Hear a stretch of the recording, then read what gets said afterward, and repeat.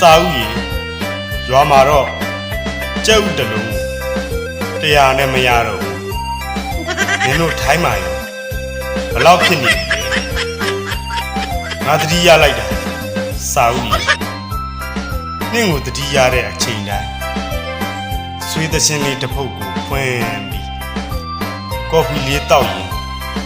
နင့်ကိုထိုင်လွမ်းချင်ပေမဲ့ကော်ဖီတစ်ထုပ်ကို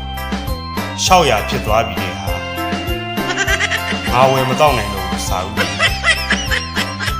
ခုလောက်ဆိုရင်နင်ကတော့ထိုင်းမှာ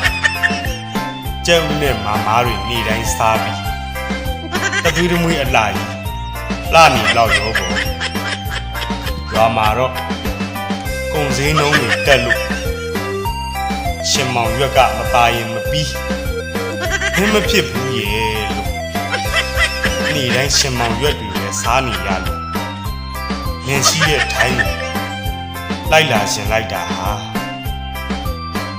ဒါပေမဲ့ဒီရင်ဖို့မတက်နိုင်သေးဘူးနင်လဲ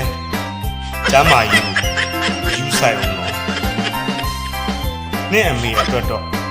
စိတ်ချပါရွာမှာအကျွေးတွေတင်လို့ရှိတဲ့အိမ်နဲ့ရှံကိုပေါင်ပြီးနင်ထိုင်းကိုတက်သွားကြလေကရွာမှာရှိတဲ့အကျွေးရောနင်ထိုင်းကိုတက်လို့တင်တဲ့အကျွေးပါ